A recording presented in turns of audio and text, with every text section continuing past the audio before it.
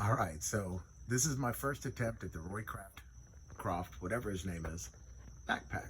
So here's the deal. I made a short earlier, which is great, but I really wanted to make a video about this one specifically. So um, I'm working on the concept of this. I've never done it before. Well, I did once, but it was all crooked wood. So that one really doesn't count. But it was so this, I guess, is my second attempt. Let's go with second, whatever. Anyways, here's the concept. Listen, I actually notched these out. I'm showing you from this side because I made a mistake. Here's my mistake. If you can see it, right? Number one, I made this too wide. When I tighten it down, I tighten it down this way instead of this way. And I had to make my notch a little differently. It was, again, my first attempt at this. So I started off, for those who are actually interested, I started off with a clove hitch, and I tied a little knot at the end of that clove hitch, wrenched it down, and then I started my wraps, right? So then I went under this way, and then around, back under this way, back around. So there's 1, 2, 3, 4, right? So there's 4 there. So I'm pointing out the mistake first, just because, listen, and not a lot of hands-on experience. I love bushcraft. I watched more videos than I have been time in the woods. So it's been a hobby of mine, and I'm stepping up my game, and I don't care if things don't look perfect right now. It's just make them. So this is not going to be the only one I make. Just to give you an idea, look, I made that as well, but then I wound up making that one that's up there, all right? So, and that one's much bigger than this one. And this one's too small. And that one's too big. But you know what's just right, though? Oh, yeah. It's Papa Pound Town. That's right. It's the mallet I made the other day. So, putting this all together, this side up over here, right? This side up. Because this is what I'll be using when I'm splitting wood. When, you know, just small light tasks at the camp. That you need a hammer, right? Make one out of the woods. Don't bring a hammer, make a hammer. Look, this tool right here. This tool right here. And essentially a log that I didn't have the benefit of having a handle for. But now I do. And this is what I would use. Now, I'm not taking this with me camping, right? This is my for demonstration, for decoration, for home. I'll probably pound some crap in with it because it does say Pound Town. Oh, that's so naughty. I'm such a naughty boy. Anyways, I couldn't help myself. But listen, now since I'm here and I get sidetracked, anyways, a little ADD kicking in. But listen, I reversed wrapped this number 36 bank line. And then I put a lashing on it, and I lashed it all the way up to the top, and then I burnt the ends so that it doesn't come undone. You see that? Check that out. That's pretty cool. Anyways, and then I reverse wrapped 36 bank line. This is awesome. So I put this, and I had like, you know, I had a piece that I split in half, and then I cut that end off, so I had like 2 pieces here, 2 pieces there, and then I reverse wrapped those. You know how to reverse wrap. I'll do a video on that one. Check it out. It's pretty awesome.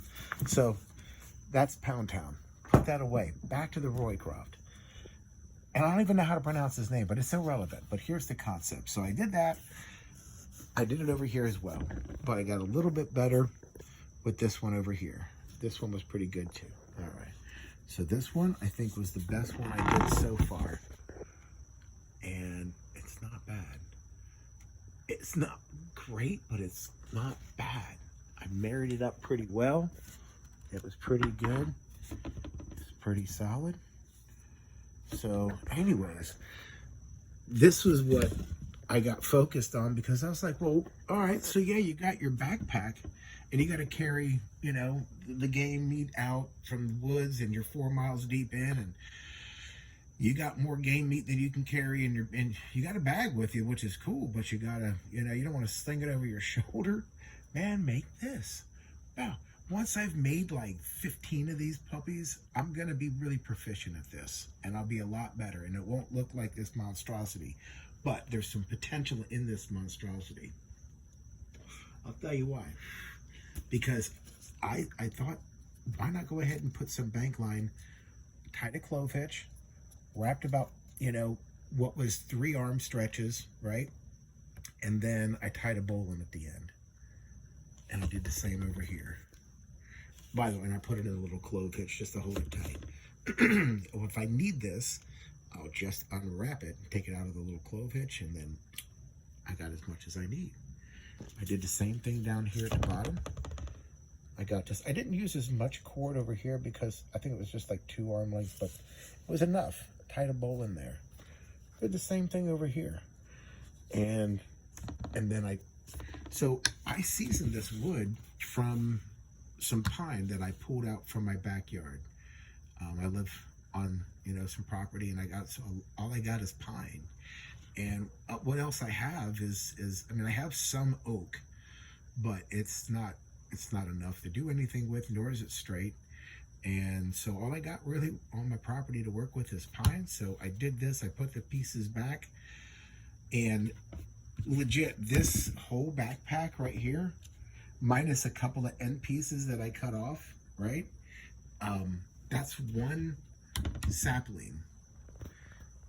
That was one sapling. That was one sapling. Look at that. Bam. One sapling. So anyways, so here we are. I don't want to ramble on, but again, the tools are pretty simple. It's a folding saw, a Baco Laplander, the most forgiving saw that you're going to get. You want to get the silky saws? That's cool. Yeah, there's some Japanese stuff. They cut better. I'm not going to deny it. It's great stuff. However, I'm not that proficient right now. So I bend this thing and it comes right back into shape. It's pretty awesome. So I'm pretty impressed with it. It's been my go-to, and I enjoy it. And everything works fine on it. It's a great saw. I'm really glad I got it, and it's a good tool to have. This right here, right? This is 1095 steel, right?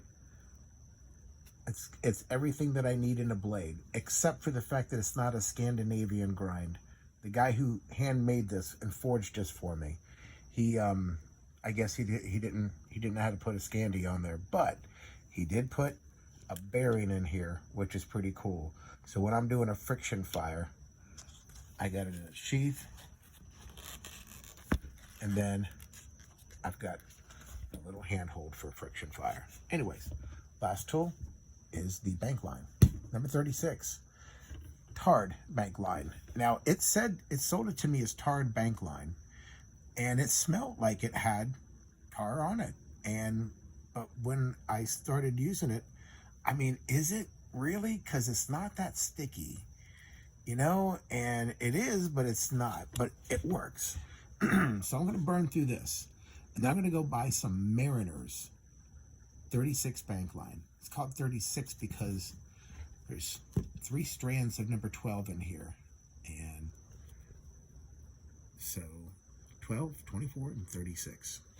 You can break it down to 3 strands, and I think you can even break the other ones down, but whatever, that's just getting ridiculous. So here's the deal. Get out there, enjoy the woods. If you can't enjoy the woods, then go to your back patio and make some stuff and figure out. Well, if you like bushcrafting, you know, invest in some tools. I'm not gonna lie, this was like 25, 30 bucks. This was 160 for me, but you don't have to go, you don't have to do that. Like, I have some knives in here in my bag that are like $6, $7 knives, but and they're perfectly fine. They get the job done. This is some cheap crap I got off of Wish, right? From China, but I love it though. It's a little China splurge, you know what I'm saying? So anyways, I got a lot of those, but this is one of them. I dig it. And listen, get out there in the woods. Go make something. Have fun and get your dirt on. That's all I got to say. This is Tony Too Tough. Thanks for listening.